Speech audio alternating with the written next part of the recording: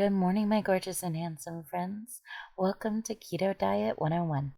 What is ketosis? Ketosis is a metabolic state in which fat provides most of the fuel for the body. It occurs when there is limited access to glucose, which is the preferred fuel source for many cells in the body. Ketosis is most often associated with ketogenic diet and very low carb diets.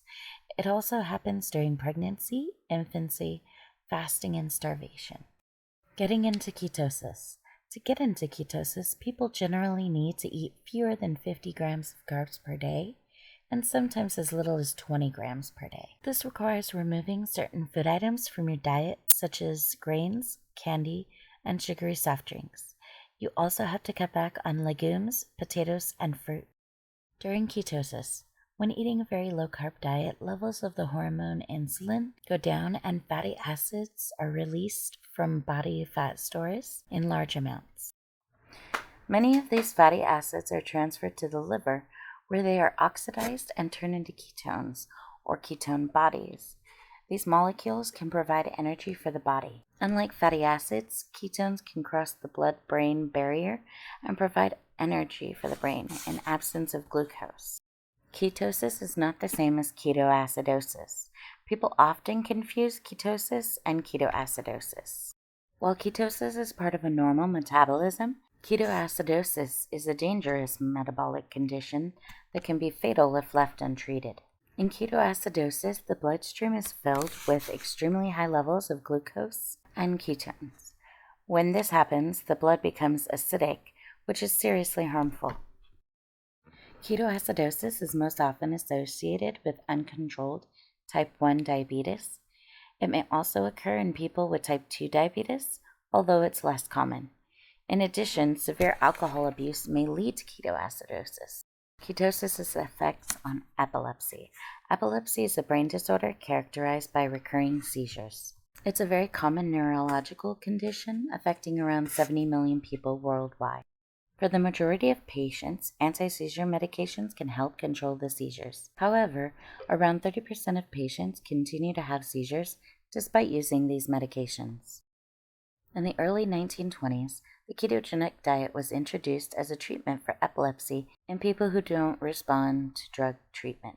It has primarily been used in children, with some studies showing remarkable benefits. Many epileptic children have had massive reductions in seizures on a ketogenic diet, and some have even seen a complete remission.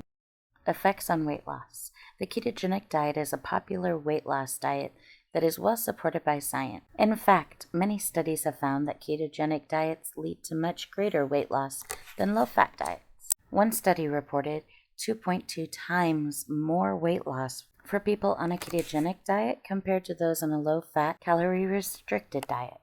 What's more, people tend to feel less hungry and more full on a ketogenic diet, which is attributed to ketosis. For this reason, it is generally not necessary to count calories on this diet. Other health benefits of ketosis. Ketosis and ketogenic diets may also have other therapeutic effects. They are now being studied as a treatment for a wide variety of conditions. Heart disease. Reducing carbs to achieve ketosis may improve heart disease risk factors like blood triglycerides, total cholesterol, and HDL cholesterol. Type 2 diabetes. The diet may improve insulin sensitivity by up to 75%, and some diabetics are able to reduce or even stop diabetes medication. Metabolic syndrome. Ketogenic diets can improve all major symptoms of metabolic syndrome, including high triglycerides, excess belly fat, and elevated blood pressure. Alzheimer's disease. A ketogenic diet may have benefits for patients with Alzheimer's disease as well. Cancer. Some studies suggest that ketogenic diets may aid cancer therapy, possibly by helping to starve the cancer cells of glucose. Parkinson's disease. A small study found that symptoms of Parkinson's disease improved after 28 days on a ketogenic diet. Acne. There is some evidence that this diet may reduce the severity and progression of acne.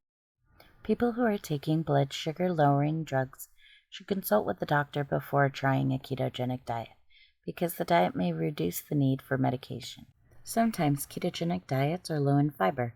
For this reason, it's a good idea to make sure to eat plenty of high fiber, low carb vegetables.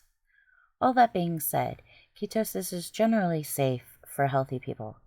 Nevertheless, it will not suit everyone. Some people may feel great and full of energy in ketosis, while others feel miserable. Low carb flu. In the beginning of ketosis, you may experience a range of negative symptoms.